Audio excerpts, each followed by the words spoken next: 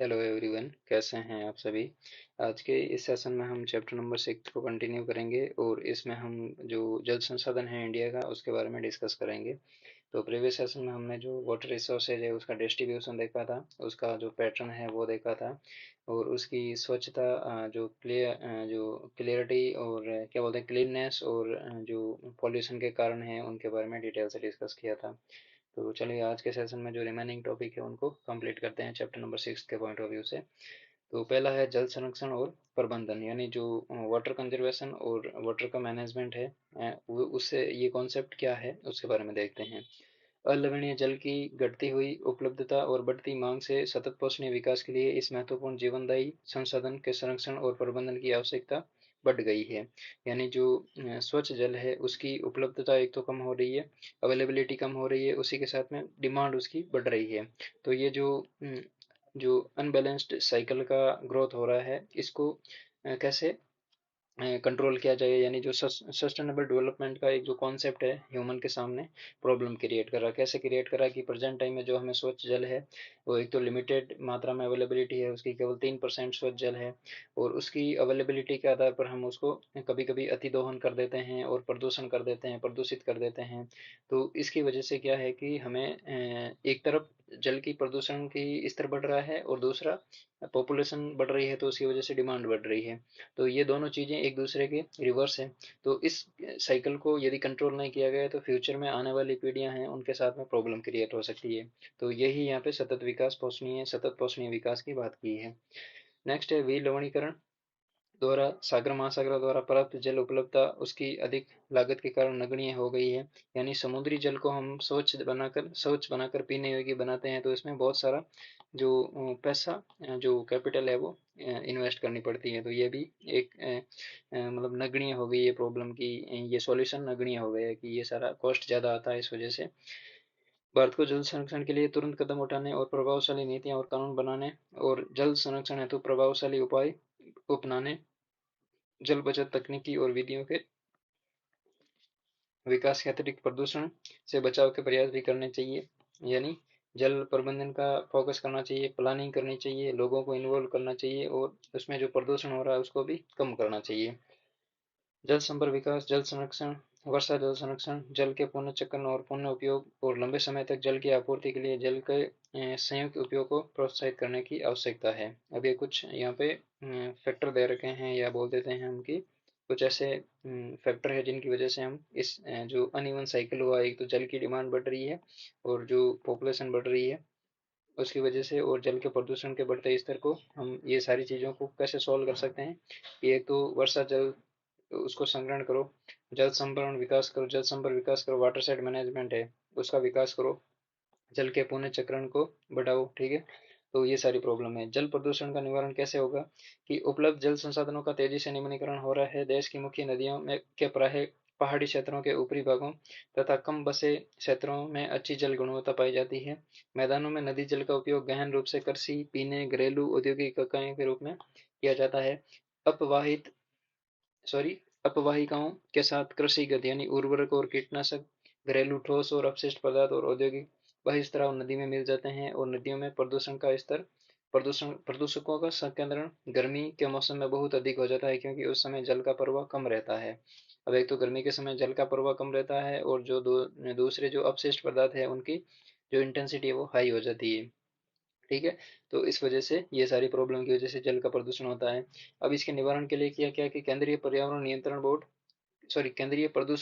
Board और राज्य प्रदूषण नियंत्रण बोर्ड यानी सेंट्रल पोल्यूशन कंट्रोल बोर्ड और स्टेट पोल्यूशन कंट्रोल बोर्ड ने दोनों ने मिलकर 507 स्टेशनों की राष्ट्रीय जल संसाधन की गुणवत्ता का मॉनिटरिंग किया जा रहा है। इन स्टेशनों से प्राप्त किया गया आंकड़ा दर्शाता है कि जैव और जीवाणुविक संदूषण नदियों में प्रदूषण का मुख्य स्रोत है।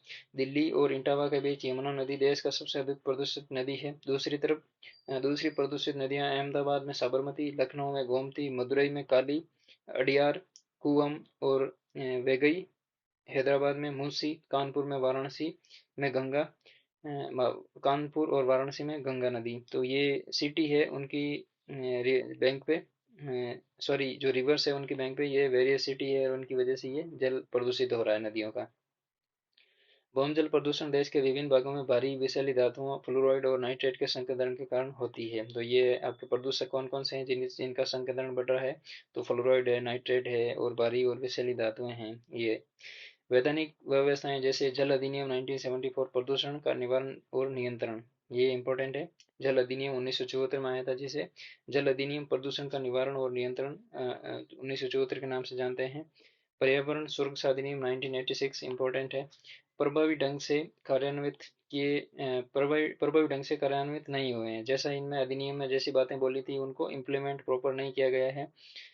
परिणाम ये है कि 1997 में प्रदूषण फैलाने वाले 251 उद्योग नदियों और झीलों के किनारे स्थापित किए गए। प्रदूषण फैलाने वाले उद्योग नदियों और झीलों के किनारे किए गए, यानी इन जो लेजिस्लेटिव मेजर्स थे 1974 और 1986 के, इनके बाद में भी 251 ऐसे उद्योग स्थापित किए गए हैं नदियों और झीलों के किनारे पे, जिसकी वजह से प्रदूषण बढ़ रहा है। जल उपकर अधिनियम 1977 में आया, इंपॉर्टेंट है याद रखना, जिसका उद्देश्य प्रदूषण कम करना और इसके भी सीमित प्रभाव हुए, यानी ये अधिनियम भी ठोस रूप से लागू नहीं हो पाया। जल के महत्व और जल प्रदूषण के अभी अधिक प्रभावों के बारे में जागरूकता का प्रसार करने की आवश्यकता है। जल जागरूकता और उनकी भागीदारी से कृषिगत कार्यों और घरेलू कार्यों, औद्योगिक विसर्जनों से प्राप्त प्रदूषकों में बहुत प्रभावशाली ढंग से कमी लाई जा सकती है। यानी जो ऐसे कारक है जिनकी वजह से जल प्रदूषण हो रहा है, उनमें कमी कर दो तो जल ऑटोमेटिक स्वच्छ रहेगा। जल का पुनः चक्र और पुनः उपयोग, यानी एक बार जो जल रन ऑफ हो गया है उसका कैसे पुनः उपयोग और पुनः चक्रण करना है, उसके बारे में है। पुनः चक्र और पुनः उपयोग दूसरे रास्ते हैं जिनके द्वारा अलवणीय जल की उपलब्धता को सुधारा जा सकता है। कम गुणवत्ता के जल का उपयोग, जैसे शोधित अपशिष्ट जल, उद्योगों के लिए एक आकर्षक विकल्प है, और जिसका उपयोग शीतलन और अग्निशामक के लिए करके वे जल पर होने वाले लागत को कम कर सकते हैं। इसी प्रकार नगरीय क्षेत्र में स्नान और बर्तन धोने में प्रयुक्त जल को बागवानी के लिए उपयोग में लाया जा सकता है। यानी पुनः उपयोग का मतलब है कि हमने एक स्तर पर जल का उपयोग कर लिया, फॉर एग्जाम्पल बर्तन धो लिए हैं, तो बर्तन धोए हुए जल को हम वापस खेत में सिंचाई के रूप में उपयोग कर सकते हैं। उसी प्रकार से नेक्स्ट है, वाहनों को धोने के लिए प्रयुक्त जल का उपयोग भी बागवानी में किया जा सकता है। इससे अच्छी गुणवत्ता वाले जल को पीने के उद्देश्य के लिए संरक्षण होगा। वर्तमान में पानी का पुनः चक्रण एक सीमित माप से किया जाता है, फिर भी पुनः चक्रण द्वारा पुनः पूर्ति योग्य जल को उपादेयता व्यापक है, यानी हम इस सेक्टर में ज़्यादा फोकस करेंगे तो हमें कुछ बेनिफिट जरूर मिलेगा। नेक्स्ट है जल संपर्क प्रबंधन, जो वाटर साइड मैनेजमेंट है उसके बारे में बात करते हैं। ये एक इंपॉर्टेंट टॉपिक है, एग्जाम में क्वेश्चन पूछते हैं, जल संपर्क प्रबंधन क्या होता है। जल संपर्क प्रबंधन से तात्पर्य मुख्य रूप से धरातल और भौम जल संसाधनों का दक्ष प्रबंधन है। यानी कोई रिवर बह रही है, रिवर का कैचमेंट एरिया है एक, तो उसके कैचमेंट एरिया के जो क्षेत्र है वहां पर जल का प्रबंधन होगा, और जो अंडरग्राउंड वाटर टेबल है इस रिवर के कैचमेंट एरिया में, उसका यानी सतह और भौम दोनों जल का प्रबंधन करना। इसके अंतर्गत बहते जल को रोकना और विभिन्न विधियों जैसे अंतःस्रवण, तालाब पुनर्भरण, कुओं आदि द्वारा भौम जल का संचय और पुनर्भरण शामिल है। तथापि विस्तृत अर्थ में जल संपर्क प्रबंधन के अंतर्गत सभी संसाधनों, प्राकृतिक जैसे भूमि, जल, पौधे और प्राणियों, और जल संपर्क सहित मानवीय संसाधनों के संरक्षण, पुनरुत्पादन और विवेकपूर्ण उपयोग को सम्मिलित किया जाता है। जल संपर्क प्रबंधन का उद्देश्य प्राकृतिक संसाधनों और समाज के बीच संतुलन लाना है। जल संपर्क व्यवस्था की सफलता मुख्य रूप से संप्रदाय के सहयोग पर निर्भर करती है। यानी फॉर एग्जाम्पल ये नदी का कैचमेंट एरिया है, यहाँ पे कोई एक ग्रामीण क्षेत्र है, तो अकेला व्यक्ति यहाँ पे कुछ नहीं कर पाएगा, तो पूरा जो वर्क जो ग्रामीण क्षेत्र है उसको इस वर्क के लिए फोकस करना पड़ेगा।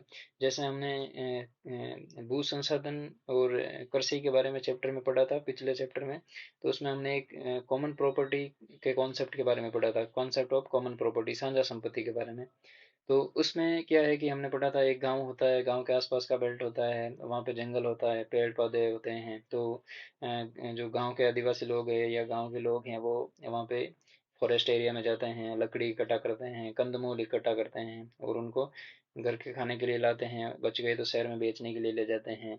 और उनकी कुछ ड्यूटीज होती है, तो ड्यूटीज ये है जल संपर्क प्रबंधन की कि वहाँ पे हम वाटर साइड मैनेजमेंट को भी अच्छा से चीज़ों को मेंटेन रखेंगे, इसकी वजह से अच्छी बरसात होगी तो हमारी जो बायोडाइवर्सिटी है वो भी अच्छी होगी।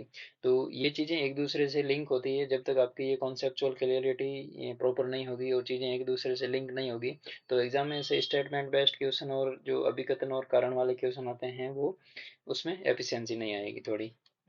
ठीक है।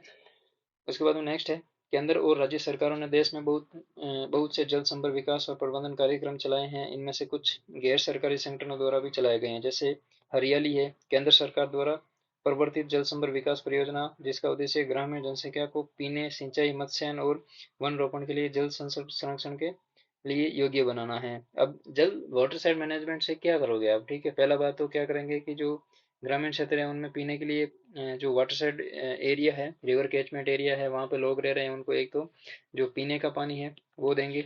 उसके बाद में थोड़ा अधिक रह गया तो सिंचाई करेंगे, सिंचाई के साथ में हम मत्स्यन करेंगे। और उसके बाद में यदि ये भी सारी चीज़ें हो जाएगी तो हम वन रोपण करेंगे। ठीक है। वन रोपण तो एक एलिमेंट है इसका, वाटर साइड कंजर्वेशन मैनेजमेंट का। ठीक है, वाटर साइड मैनेजमेंट का। तो यदि वन रोपण करेंगे तो ज़्यादा बायोडाइवर्सिटी रिच होगी, तो ज़्यादा रेनफॉल होगी और उसकी वजह से ज़्यादा जल प्राप्त होगा। तो ये सारी चीज़ें एक दूसरे से लिंक है। परियोजना लोगों को सहयोग ग्राम पंचायतों द्वारा निष्पादित की जा रही है, तो ये इंपॉर्टेंट है। हरियाली याद रखना सेंट्रल गवर्नमेंट की परियोजना है वाटर साइड मैनेजमेंट के पॉइंट ऑफ व्यू से। तो आपको एग्जाम में क्वेश्चन ऐसे दे देंगे कि हरियाली केंद्र सरकार द्वारा चलाई गई एक परियोजना है, किससे संबंधित है? तो आपको ए ऑप्शन में दे देंगे वन संरक्षण से संबंधित, बी ऑप्शन में दे देंगे वनीकरण से संबंधित, ठीक है, सी ऑप्शन दे देंगे वाटर साइड मैनेजमेंट से संबंधित, और डी ऑप्शन में दे देंगे उपरोक्त में से कोई नहीं। ठीक है, तो आपको ये चीज़ें, हरियाली है जो हरियाली, अब नाम से तो पता चल रहा है कि ये वन से होगी, लेकिन ये वाटर साइड मैनेजमेंट के पॉइंट ऑफ व्यू से है, तो हरियाली का ध्यान रखना है। जल प्रबंधन से संबंधित है, जल संपर्क प्रबंधन से, वाटर साइड मैनेजमेंट से। नेक्स्ट है मीरू, नीरू मीरू। नीरू का मतलब जल होता है, मीरू का मतलब आप होता है। कार्यक्रम आंध्र प्रदेश का है। अरवारी पानी संसद अलवर राजस्थान में है। ठीक है।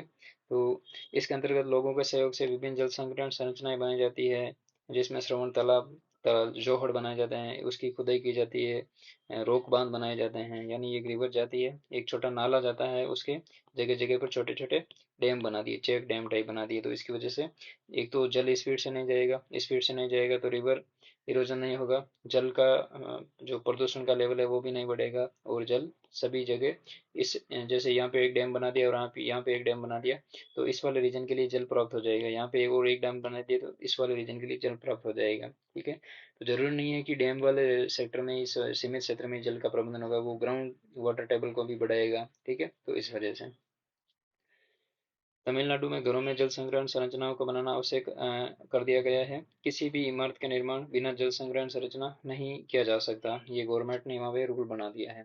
नेक्स्ट है, कुछ क्षेत्रों में जल संपर्क विकास परियोजनाएं पर्यावरण और अर्थव्यवस्था के का कायाकल्प करने में सफल हुई है। फिर भी सफलता कुछ की ही कहानियां हैं, अधिकांश घटनाओं में कार्यक्रम अपनी उदीयमान अवस्था पर ही है। देश में लोगों के बीच जल संपर्क विकास और प्रबंधन के लाभों को बताकर जागरूकता उत्पन्न उत्पन्न करने की आवश्यकता है। और इस एकीकृत जल संसाधन प्रबंधन उपागम द्वारा जल उपलब्धता सतत पोषणीय आधार पर निश्चित रूप से की जा सकती है। ठीक है। तो ये आपका वाटर साइड मैनेजमेंट से संबंधित है। इसमें दो बातें याद रखनी है, पहला तो हरियाली के बारे में याद रखना है, दूसरा नीरू मीरू और अरवारी पानी संसद के बारे में याद रखना है। नेक्स्ट है आपका वर्षा जल संग्रहण। अब वर्षा जल संग्रहण का क्या मतलब है कि वर्षा जल संग्रहण विभिन्न उपयोगों के लिए वर्षा के जल को रोकने, एकत्रित करने की विधि है। इसका उपयोग भूमिगत जल वृत्तों को पुनः भरण किया के लिए भी किया जाता है। यह एक कम मूल्य और पारिस्थितिकी अनुकूल विधि है, जिसके द्वारा पानी की प्रत्येक बूंद संरक्षित करने के लिए वर्षा जल को नलकूपों, गड्ढों और कुओं में एकत्रित किया जाता है। वर्षा जल संग्रहण पानी उपलब्धता को बढ़ाता है, भूमिगत जल स्तर को नीचा होने से रोकता है, फ्लोराइड और नाइट्रेट जैसे संदूषकों को कम करके अवमिश्रण भूमिगत जल की गुणवत्ता बढ़ाता है, मृदा अपरदन और बाढ़ को रोकता है, और यदि इसे जल प्रांतों का पुनर्भरण के लिए उपयोग लिया जाता है तो तटीय क्षेत्रों में लवणीय जल के प्रवेश को रोकता है। अब यहाँ पे चार पांच चीजें इंपॉर्टेंट है, एक बार वापस देखते हैं इसको कि वर्षा जल संग्रहण होगा तो क्या होगा, फॉर एग्जाम्पल ये एक रिवर का कैचमेंट एरिया है, यहाँ पे नदी बह रही है, तो इस वाले क्षेत्र में हम वर्षा जल संग्रहण करेंगे तो क्या होगा, एक तो जो अनियंत्रित जल है वो यदि बह के चला जाएगा तो इसके साथ में मृदा अपरदन होगा और भूमि उत्खात लैंड में परिवर्तित हो जाएगी। दूसरा, यहाँ पे जो कृषि योग्य भूमि है वो भी समाप्त हो जाएगी। तो हम यदि वर्षा जल संग्रहण करेंगे और यहाँ पे चेक डैम बनाएंगे जगह जगह, तो क्या होगा, जो जो सॉइल इरोजन है वो भी नहीं होगा, उत्खात भूमि में भी परिवर्तन नहीं होगा। उसी प्रकार से जो सतही जल प्राप्त होगा हमें, ग्राउंड वाटर टेबल, जो जल इसके नीचे जाएगा तो ग्राउंड वाटर टेबल भी इंक्रीज होगी, वो भी ज़्यादा नीचे नहीं जा पाएगी। और हमने पढ़ा था राजस्थान और महाराष्ट्र में फ्लोराइड की प्रॉब्लम होती है, और बिहार और पश्चिमी बंगाल में आर्सेनिक यानी संख्या की प्रॉब्लम होती है। तो जब ग्राउंड वाटर टेबल गहराई में चली जाती है ना, तो ये जो तत्व होते हैं ये बाहर निकलने शुरू हो जाते हैं। तो वाटर टेबल यदि हाई रहेगी तो ये तत्व भी बाहर नहीं निकलेंगे। ठीक है। और यदि हम चेक डैम बनाएंगे और जल का संरक्षण करेंगे, पुनर्भरण करेंगे, तो बाढ़ नहीं आएगी। ठीक है, कहने को मतलब जल का अनियंत्रित प्रवाह नहीं होगा। तो ये सारी चीजें हैं, एक दूसरे से लिंक होती है। और साथ में यहाँ पे बायोडाइवर्सिटी का भी ग्रोथ होगा। नेक्स्ट है, देश के विभिन्न समुदाय लंबे समय से अनेक विधियों से जल संग्रहण करते आ रहे हैं। ग्रामीण क्षेत्रों में परंपरागत वर्षा जल संग्रहण संचय जलाशयों जैसे झीलों, तालाबों, सिंचाई तालाबों आदि में किया जाता है।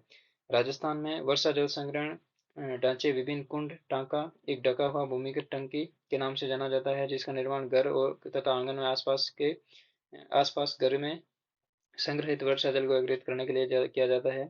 अब जो पश्चिमी राजस्थान से है उनको कुंड या टांका का सभी को पता है। ठीक है। तो इसमें वर्षा जल संग्रहण के विभिन्न विधियों को समझने के लिए चित्र 6.3 बनाए गए हैं। ठीक है, एक बार ये मैप देखते हैं यहाँ पे। ये वर्षा जल संग्रहण की विधियाँ। तो इसमें पहला तो है कि यहाँ पे ये चेक डैम बना दिए, जैसे ये जगह जगह बने हुए हैं।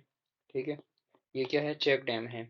यदि इमेजिन कीजिए ये चेक डैम नहीं होता तो जो वर्षा जल था वो अनियंत्रित स्थिति में आगे बढ़ता था और मृदा का अपरदन करता था, और जो ग्राउंड वाटर टेबल भी प्रॉपर नहीं जम भर पाती थी। तो ये यहाँ देखिए पानी इकट्ठा हुआ है एक जगह। ठीक है, तो आसपास में ग्राउंड वाटर टेबल भी ऊपर आ जाएगी और आसपास की बायोडाइवर्सिटी है वो भी रिच हो जाएगी। झीलों द्वारा जल संरक्षण। अब झीलों द्वारा जल संरक्षण का मतलब है कि ये जो झीलें हैं इनके जैसे यहाँ पे बनी हुई है, ये है, ये है, तो ये झीलें हैं जगह जगह बनी हुई है। यदि इनका जल संरक्षण, यदि इनका जो झीलों का लेवल है वो कंटिन्यूस प्रॉपर रहेगा, तो इसकी वजह से क्या है कि जो आसपास की बायोडाइवर्सिटी है, डिमांड है जल की, वो फुलफिल रहेगी। यहाँ पे छत पर वर्षा जल संग्रहण का मतलब है, देखिए यहाँ पे ये छत बनी हुई है घर के ऊपर, तो छत के चारों ओर थोड़ी जो बाउंड्री बोलते हैं, जो सीमांत क्षेत्र होता है उसको हाई कर देते हैं। उसके बाद में ये पाइप लगा हुआ है, इसकी वजह से यहाँ पे ब्रिज छन्नित है, यहाँ कहने का मतलब जो अशुद्धियाँ हैं जल की वो हटा देते हैं यहाँ पे, और इसमें सर्विस कूप में डाल देते हैं। जो ये टांका या जो कुंड होता है ना, उसका एक टाइप है ये। ठीक है। उसी प्रकार से ये दूसरा है कि जो यदि छत ऐसी है ट्रायंगल टाइप की है, तो आसपास की बाउंड्री जो किनारे हैं उनको थोड़ा हाई रख देते हैं ज़्यादा। यहाँ पे ये गैप है, तो यहाँ पे जल है जो एकत्रित हो जाता है और वापस भंडार टंकी में चला जाता है और पुनर्भरण कूप में चला जाता है, कोई ट्यूबवेल हो या गहरा खड्डा हो उसमें चला जाता है। ठीक है। नेक्स्ट है, यहाँ पे ये एक एग्जांपल दे रखा है कि रोलेगॉन सीधी अहमदनगर महाराष्ट्र जल संभर विकास, एक जो केस स्टडी दे रखी है। तो आपको सिर्फ इतना ही याद रखना है कि रोलेगॉन सीधी जल संभर से संबंधित है और ये अहमदनगर में है और महाराष्ट्र स्टेट में है। बस इसमें इतना याद रखना, बाकी याद रखने की जरूरत नहीं है, एग्जाम में इतना ही पूछेंगे यदि पूछा तो। ठीक है। तो जो सी यू टी यू जी का एग्जाम होता है इस पे प्रीवियस में, उसमें ये क्वेश्चन पूछा था, रोलेगांव सीधी किस राज्य में है, तो उसमें ये क्वेश्चन आया था। सॉरी। नेक्स्ट है आपका, बहुमूल्य जल संसाधन के संरक्षण के लिए वर्षा जल संग्रहण प्रविधि का उपयोग करने का क्षेत्र व्यापक है। इसे घर की छतों और खुले स्थानों में वर्षा जल संग्रहण किया जा सकता है। वर्षा जल संग्रहण घरेलू उपयोगों के लिए भूमिगत जल पर समुदाय की निर्भरता कम करता है। इसके अतिरिक्त मांग आपूर्ति के अंतर के लिए सेतु बंधन के कार्य के अतिरिक्त इसमें भौम जल निकालने में ऊर्जा की बचत होती है, क्योंकि पुनर्भरण से भूजल स्तर में वृद्धि हो जाती है। आजकल वर्षा जल संग्रहण विधि का देश के बहुत से राज्यों और बड़े पैमाने पर उपयोग किया जा रहा है। वर्षा जल संग्रहण से मुख्य रूप से नगरीय क्षेत्रों को लाभ मिल सकता है, क्योंकि जल की मांग अधिकांश नगरों और शहरों में पहले ही आपूर्ति से आगे बढ़ चुकी है। उपर्युक्त कारकों के अतिरिक्त विशेषकर तटीय क्षेत्रों में पानी के विलवणीकरण और शुष्क और अर्ध शुष्क क्षेत्रों में खारे पानी की समस्याएं नदी को जोड़कर अधिक जल के क्षेत्र को कम जल के क्षेत्र में स्थानांतरित करके भारत में जल समस्या को सुलझाने का महत्वपूर्ण उपाय है। फिर भी व्यक्तिगत उपभोक्ताओं, घरेलू समुदायों के दृष्टिकोण से सबसे बड़ी समस्या जल का मूल्य है। ठीक है, यानी जो वाटर की प्राइस है वो प्रॉब्लम बनी हुई है। नेक्स्ट यहाँ पे दो इंपॉर्टेंट बातें हैं, एक तो है राष्ट्रीय जल नीति है 2002 की, और दूसरा हम पढ़ेंगे जो जल क्रांति अभियान है 2015 का। इन दोनों चीज़ों को देखेंगे। पहले हम जल संसाधन जो राष्ट्रीय जल नीति है 2002 की उसको देखते हैं। इंपॉर्टेंट है, क्वेश्चन बनते हैं, फैक्चुअल क्वेश्चन बनते हैं जो स्टेटमेंट दे रखे होते हैं कि कौन से राष्ट्रीय जल नीति 2002 के आउटकम है। ठीक है, राष्ट्रीय जल नीति 2002 का जल आवंटन प्राथमिकताएं विस्तृत रूप से निम्नलिखित क्रम में निर्दिष्ट की गई है। पेयजल, सिंचाई, जल शक्ति, नौकायान, औद्योगिक और अन्य उपयोग। यानी सबसे पहले पीने का जल होना चाहिए, फिर सिंचाई के लिए, बच गया तो जल शक्ति प्रोड्यूस करो, फिर बच गया तो नौकायान और औद्योगिक और अन्य उपयोग। ठीक है, इस नीति में जल व्यवस्था के लिए प्रगतिशील नए दृष्टिकोण निर्धारित किए गए हैं जो निम्न है। पहला है सिंचाई और बहुउद्देशीय परियोजनाओं में पीने का जल घटक में सम्मिलित करना, और जहां पेयजल के स्रोत का कोई भी विकल्प नहीं है। ठीक है, तो ये लाइन वापस पढ़ते हैं, सिंचाई और बहुउद्देशीय परियोजनाओं में पीने का जल घटक में सम्मिलित करना चाहिए जहां पेयजल के स्रोत का कोई विकल्प नहीं है। यानी ऐसा रीजन जहाँ पे पेयजल सिंचाई के कोई स्रोत नहीं है, उनमें ये सिंचाई और बहुउद्देशीय परियोजनाओं में शामिल करना। पेयजल सभी मानव जाति और प्राणियों को उपलब्ध कराना पहली प्राथमिकता होनी चाहिए। यानी सबसे पहले पेयजल प्राप्त होना चाहिए। यहाँ पे दे रखा ना, सबसे पहले पेयजल प्राप्त होना चाहिए। यदि पेयजल की पूर्ति हो गई हो तो सिंचाई करना चाहिए। भौमजल के शोषण को सीमित और नियमित करने के लिए उपाय करने चाहिए। सतह और भौमजल दोनों की गुणवत्ता के लिए नियमित जांच होनी चाहिए। जल की गुणवत्ता सुधारने के लिए एक चरणबद्ध कार्यक्रम शुरू करना चाहिए, और जल के सभी विविध प्रयोगों में कार्य क्षमता सुधारनी चाहिए। दुर्लभ संसाधन के रूप में जल के लिए जागरूकता अभियान विकसित करने चाहिए। शिक्षा, विनिमय, उपक्रमणों, प्रेरकों और अनुक्रमणों द्वारा संक्रमण चेतना बढ़ती रहनी चाहिए। तो ये है कि ओवरऑल अवेयरनेस बढ़ाओ और जल का जो यूटिलाइजेशन है उसको प्रॉपर करो। नेक्स्ट है जल क्रांति अभियान। जल एक पुनः उपयोगी संसाधन है, यानी जल एक पुनः उपयोगी संसाधन है। यदि ये रन ऑफ हो गया और महासागरों में चला गया तो यहाँ पे इवोपरेशन होगा, कंडेंसेशन होगा, रेनफॉल होगा और वापस हमें रिसीव हो जाएगा। तो लेकिन इसकी उपलब्धता सीमित है तथा आपूर्ति और मांग के बीच में अंतर समय के साथ में बढ़ता जाएगा। वैश्विक स्तर पर जलवायु परिवर्तन दुनिया में कई क्षेत्रों में जल तनाव की स्थिति पैदा कर देता है। भारत की एक खास स्थिति उच्च जनसंख्या वृद्धि, तेजी से आर्थिक विकास के साथ पानी की बढ़ती मांग है। एक साइड में तो पॉपुलेशन की ग्रोथ हो रही है, इंडस्ट्री का भी ग्रोथ हो रहा है और जल की डिमांड भी बढ़ रही है। ठीक है, तो ये नेगेटिव रिलेशन हो गया इनके बीच में। ठीक है, नेक्स्ट है जल क्रांति अभियान भारत सरकार द्वारा 2015-16 में आरंभ किया गया, जिसका मुख्य उद्देश्य देश में प्रति व्यक्ति जल की उपलब्धता को सुनिश्चित करना है। भारत के विभिन्न क्षेत्रों में लोग पारंपरिक तरीके से जल संरक्षण और प्रबंधन सुनिश्चित करते हैं। ठीक है, तो आपको बस इतना याद रखना है। जल क्रांति अभियान कब शुरू किया गया? 2015-2016 में। ठीक है, तो ये इंपॉर्टेंट है। उसके बाद में आपको राष्ट्रीय जल नीति का ध्यान रखना है, 2002 में गवर्नमेंट द्वारा लाई गई थी। और उसके बाद में आपको ये रोलेगॉन सीडी वाला याद रखना है, अहमदनगर वाला, कि ये महाराष्ट्र में है, अहमदनगर में। हरियाली का याद रखना, सेंट्रल गवर्नमेंट की प्रोजेक्ट है। नीरू मीरू है जो आंध्र प्रदेश का है। अरवारी पानी संसद राजस्थान का है। ठीक है, और उसके बाद में आपको इम्पोर्टेंट कौन सी चीज़ याद रखनी है इसमें, यहाँ पे जल अधिनियम 1974 का याद रखना है, जो प्रदूषण का निवारण और नियंत्रण के बारे में बात कर रहा है। फिर पर्यावरण सुरक्षा अधिनियम 1986 का याद रखना है। उसके बाद में जल उपकर अधिनियम 1977 को याद रखना है। ठीक है, उसी प्रकार से आपको जो सेंट्रल पॉल्यूशन कंट्रोल बोर्ड है उसका याद रखना है कि इसका काम क्या है। ठीक है, उसके बाद में नेक्स्ट हमने अभिकथन और कारण की बात की थी यहाँ पे, अभिकथन और कारण। ठीक है, ये इंपॉर्टेंट है, याद रखना कि हमने इनिशियल फेज में स्वच्छता की बात की थी, फिर निम्न गुणवत्ता की बात की थी, उसका कारण है औद्योगिक, नगर और शहरी क्षेत्र का अवशिष्ट। ठीक है, ये याद रखना है। उसके बाद में हमें जो नेक्स्ट इंपॉर्टेंट बात है वो ये याद रखना है कि पंजाब, हरियाणा और पश्चिमी उत्तर प्रदेश में निवल भोले के क्षेत्र का 85% भाग सिंचित क्षेत्र के अंतर्गत आता है, और पंजाब का 76.1% भाग और हरियाणा का 51.3% भाग आता है। ठीक है। और हमें ये बात ये याद रखनी है कि राजस्थान और महाराष्ट्र में तो फ्लोराइड का संकेंद्रण बढ़ गया है, और पश्चिमी बंगाल और बिहार में संख्या यानी आर्सेनिक का संकेंद्रण बढ़ गया है। तो ये चीज़ें इंपॉर्टेंट है, याद रखनी है। एक्वेटिक जल की ये सिस्टम, ये बीओडी वाली बात याद रखनी है, बायोलॉजिकल ऑक्सीजन डिमांड वाली बात। ठीक है। यानी जब जल गंदा हो जाता है, जब जल प्रदूषित होता जाता है, तो उसकी बायोलॉजिकल ऑक्सीजन डिमांड है वो भी बढ़ती जाती है। ठीक है।